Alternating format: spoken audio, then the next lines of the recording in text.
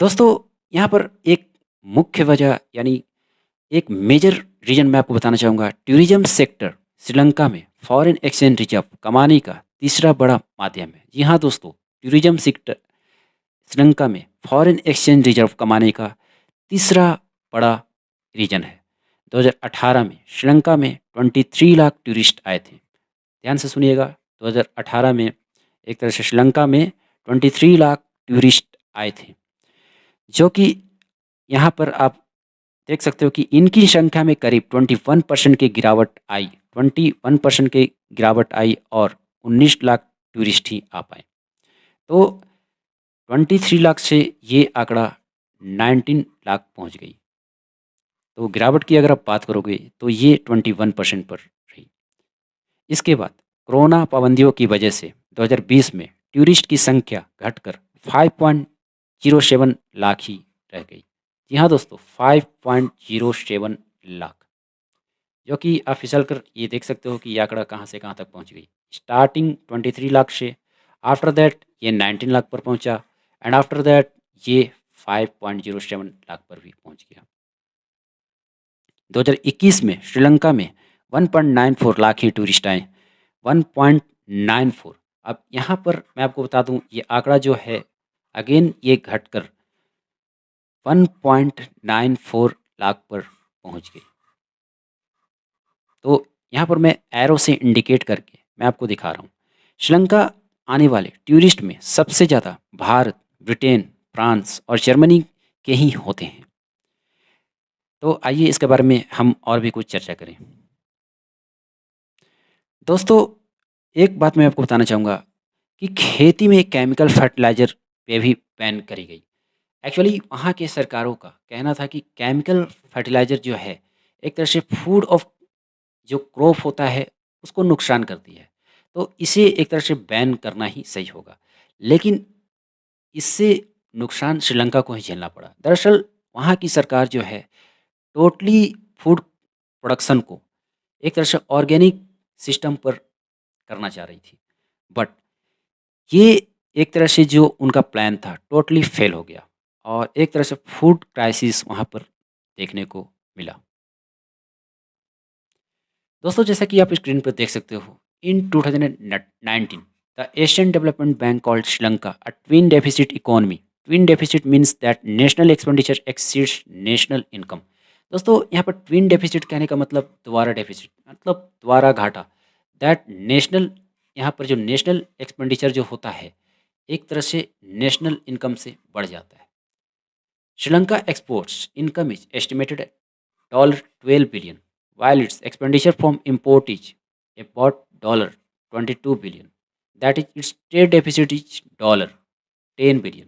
जो कि आप देख सकते हो, इन दोनों के आंकड़ों को आप डिफरेंस निकालोगे तो ये आंकड़ा आता है $10 billion का। Sri Lanka is heavily dependent on imports for almost everything its needs such as medicine, food items, fuel. दोस्तों, इसका मतलब ये हुआ कि श्रीलंका जो है, टोटली जो है ये फूड आइटम यानी इंपोर्ट पर ही आधारित है। मतलब ये इंपोर्ट पर ही आश्रित रहता है। जैसे कि चाहे वो बात करो आप दवाई की, चाहे वो आप बात करो यहाँ पर खान पान की, चाहे आप यहाँ पर बात करो फ्यूल की। Due to lack of foreign exchange he is not able to buy these essential commodities. तो फॉरेन एक्सचेंज की कमी की वजह से श्रीलंका जो है ज़्यादातर सामान खरीद नहीं पा रहा है। तो दोस्तों, आप खुद ही सोचो, जब श्रीलंका सामान बाहर से इंपोर्ट ही नहीं कर पाएगा तो लोग खरीदेंगे क्या? सामानों की कमी हो जाएगी एंड इन्फ्लेशन जो है वो ऊपर की ओर बढ़ जाएगा। तो देखिए दोस्तों, श्रीलंका में लोगों के पास पैसों की कमी नहीं है, लेकिन फॉरेन एक्सचेंज रिजर्व की कमी आने की वजह से यहाँ पर इन्फ्लेशन रेट काफ़ी हाई चला गया। मतलब आप कह सकते हो यहाँ पर प्रोडक्शन प्रोडक्शन में कमी आएगी। मतलब कॉमोडिटीज, फूड सप्लाईज, इन सभी में एक तरह से भारी गिरावट देखने को मिला। तो जितना भी मटेरियल आप श्रीलंका में देख सकते हो, वो बहुत ही ज़्यादा कमी देखने को मिली और इसकी वजह से वहाँ की सरकार को जो वहाँ पर जितने भी मटेरियल हैं उनके दाम को बढ़ाना पड़ गया। तो अब जब दाम ही ज़्यादा बढ़ जाएगा तो लोग उसको कैसे बाई करेंगे? तो this is the reason that Sri Lanka faces the heavy loss of financial crisis. तो आइए इसके बारे में हम और भी चर्चा करें।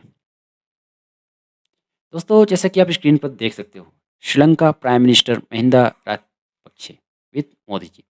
और यहाँ पर भारत श्रीलंका के बॉन्डिंग के बारे में मैंने ऑलरेडी चर्चा कर दी। वैसे 2015 से 2019 तक 2015 से 19 तक श्रीलंका में राष्ट्रपति रहे श्री सेना पर भ्रष्टाचार के आरोप भी लगे महिंदा राजपक्षे पर। तो भ्रष्टाचार का आरोप इन पर ऑलरेडी लग चुका है, जो कि महिंदा राजपक्षे की बात करोगे तो ये बहुत ही पावरफुल व्यक्ति हैं श्रीलंका के, और ये राष्ट्रपति भी रह चुके हैं। और करंट में भी अगर आप बात करोगे तो एक तरह से ये वहाँ के गवर्नर हैं। और देखिए भारत कैसे कर रहा है श्रीलंका की मदद।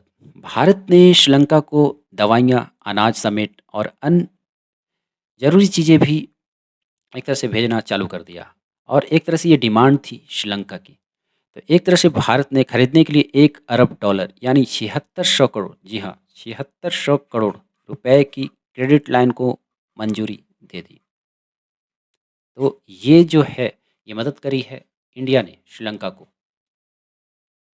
दोस्तों आप स्क्रीन पर देख सकते हो श्रीलंका में जो महंगाई, जो आप यहाँ पर प्रोडक्शन, जितने भी मटेरियल हैं उनके आप दाम देख सकते हो, वो आंकड़े आसपास इसी के आसपास हैं। जैसे कि एलपीजी सिलेंडर की बात करो तो वो 4200 रुपये, चीनी की बात करो तो ये 240 रुपये पर किलो, और मिल्क पाउडर की बात करो तो ये 1900 रुपये पर किलो। अगर ऐसा ये चीज़ भारत में होता है तो यहाँ पर बहुत ही ज़्यादा आवाज़ उठ जाएगा। लेकिन दोस्तों मैं आपको यहाँ पर बता दूँ कि ये भारत है, भारत में ऐसा नौबत आ ही नहीं सकता। दोस्तों भारत में खेती की कमी नहीं है, भारत में अनाज की कमी नहीं है, भारत में मिल्क प्रोडक्शन की कमी नहीं है, भारत में गेहूँ, चावल, मक्का, किसी चीज़ की भी कमी नहीं है। तो यहाँ पर कमी ना होने की वजह से ऐसा नौबत यानी फूड प्रोडक्शन में एक तरह से गिरावट देखने को मिल ही नहीं सकती, और यहाँ पर इतना ज़्यादा इन्फ्लेशन आ ही नहीं सकता। और भारत के पास फॉरेन एक्सचेंज की कमी हो जाए, ये नामुमकिन के बराबर है। तो भारत के पास already foreign exchange reserve high रहता ही रहता है। तो आइए इस पर हम और भी कुछ चर्चा करें। जैसा कि आप स्क्रीन पर देख सकते हो, the share of income from tax in Sri Lanka GDP was 20% in 1990 which has come down to just 10% in 2020। तो 1990 की बात करो तो यहाँ पर जो टैक्स की कमाई थी श्रीलंका में जीडीपी का, तो वो 20% था। और जैसा कि आप देख सकते हो 2020 में इसकी कमाई जो हुई वो 10% भी आकर अटक गई। दोस्तों अब बात कर लेते हैं नेपाल के बारे में। जैसा कि मैंने आपको वीडियो की शुरुआत में ही बताया था कि मैं यहाँ पर नेपाल के बारे में ही चर्चा करूँगा, कि जैसा श्रीलंका में फाइनेंशियल क्राइसिस देखने को मिला तो इसका असर आखिर नेपाल पर क्या हुआ। दोस्तों देखा जाए तो किसी भी देश के लिए फॉरेन एक्सचेंज रिजर्व यानी विदेशी मुद्रा भंडार का होना बहुत ही ज़्यादा ज़रूरी है। वैसे नेपाल में फॉरेन एक्सचेंज रिजर्व की कमी है, जिसकी वजह से वहाँ की सरकार बाहर से सामान नहीं खरीद सकती। जी हाँ, लेकिन वहाँ की पब्लिक के पास पैसे की कमी नहीं है, जैसा कि मैंने श्रीलंका के बारे में भी ऑलरेडी बता दिया। लेकिन जब सामान ही नहीं रहेगा तो लोग खरीदेंगे क्या। अगर देखा जाए तो नेपाल अपने जीडीपी का 45%, जी हाँ 45% लोन ले चुका है। अब यहाँ पर आप ताजुब हो चुके हैं कि यदि ये 45% जीडीपी का जीडीपी का ये 45% अगर ये लोन ले चुका है, तब तो ये भी फाइनेंशियल क्राइसिस से गुजर रहा होगा।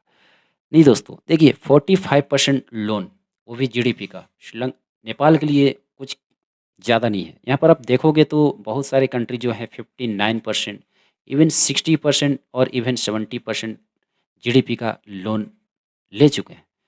तो ये आंकड़ा जो है नेपाल के लिए कुछ खास नहीं है। बहुत लोगों का ये भी कहना है कि नेपाल को आर्थिक संकट में फंसाया जा सकता है, बट ऐसा कुछ भी नहीं है। अगर नेपाल के पास डॉलर नहीं भी है तो नेपाल अपना सामान इंडिया से मंगवा सकता है। जी हाँ, इंडिया से मंगवा सकता है, क्योंकि नेपाल इंडिया का जो बॉर्डर है वो हर वक्त एक तरह से आप कह सकते हो कंटिन्यू खुला रहता है। वैसे देखा जाए तो भारत में अनाज का कमी नहीं है। तो जब भारत का एक तरह से इकोनॉमिक क्राइसिस, यानी आप कह सकते हो भारत इकोनॉमिक क्राइसिस जब फेस नहीं कर सकता, तो आप कह सकते हो नेपाल भी इकोनॉमिक क्राइसिस फेस नहीं कर सकता। तो जैसा कि आप स्क्रीन पर देख सकते हो, ये हैं नेपाल के प्राइम मिनिस्टर शेर बहादुर तोबा। तो मैंने आपसे सवाल पूछा था कि what is the currency of Sri Lanka? तो इसका राइट आंसर है दोस्तों श्रीलंकन रुपीज़।